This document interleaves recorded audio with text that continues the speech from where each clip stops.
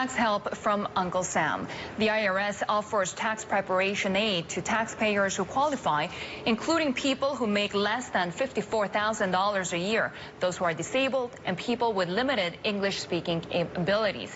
And we're joined now by two congressmen from both sides of the aisle who are supporting a bill that would permanently extend what's known as the Volunteer Income Tax Assistance Program. Florida Republican Congressman Carlos Curbelo is joined by Democratic Congressman Soto, also Florida, there with us from Capitol Hill.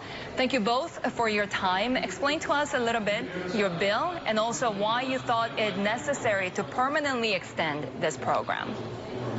So thank you. It's good to be with you. And tax policy doesn't always unite Republicans and Democrats. I think we saw that late last year with the vote on tax reform. However, here's an issue where we have come together, and many of our colleagues from both sides of the aisle have done so as well. We want to make sure that every American has the opportunity to comply with the tax code and also to derive any benefits that they might be entitled to. We know under this new legislation, there's an expanded child tax credit. $1,400 of that is refundable.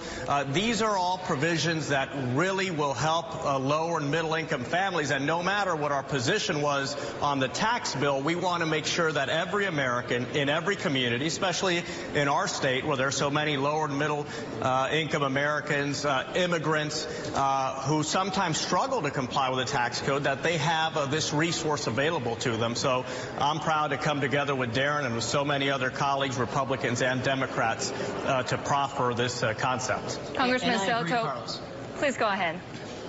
So we know the tax code is complicated. Even with some simplifications, people could get into real trouble if they don't comply. In a district where our median income is $42,000 a year, a lot of folks working in the parks and the hotels in Central Florida, it's critical that they have a place to turn to be able to get some of this advice if they can't afford to have more professional advice.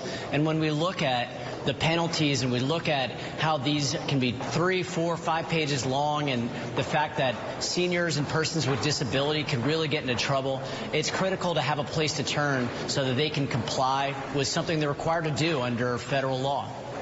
So Congressman Soto, as I understand, this program's been in existence. The question is making it permanent. What are the numbers? How much does it cost the U.S. government to give this assistance? And on the other hand, how much does the average taxpayer who avails himself of it benefit from it?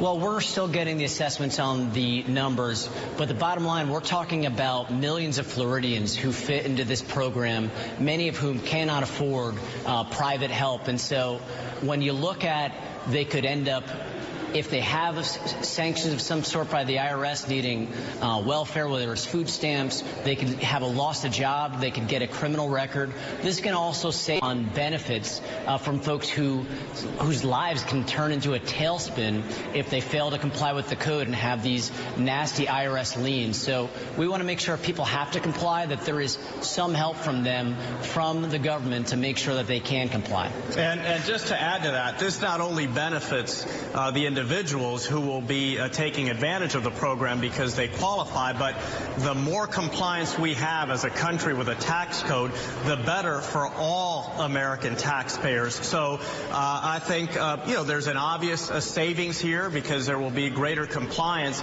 but I think what this means in terms of relief for middle and lower income families and benefits that they, can take advantage of, but sometimes don't even know about.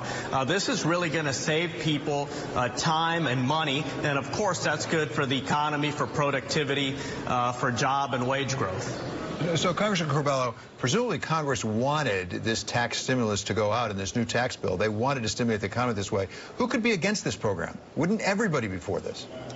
Well, you never know around this place. Some of the best ideas are the ones that struggle the most to get across the finish line. But thus far, I have not identified any significant opposition to our legislation. And as a matter of fact, it was first introduced in a bipartisan manner. My fellow colleague on the Ways and Means Committee, Dr. Davis of Illinois, introduced it with me. He's also championing the legislation. So I'm feeling pretty good about our chances of this going into law, becoming law.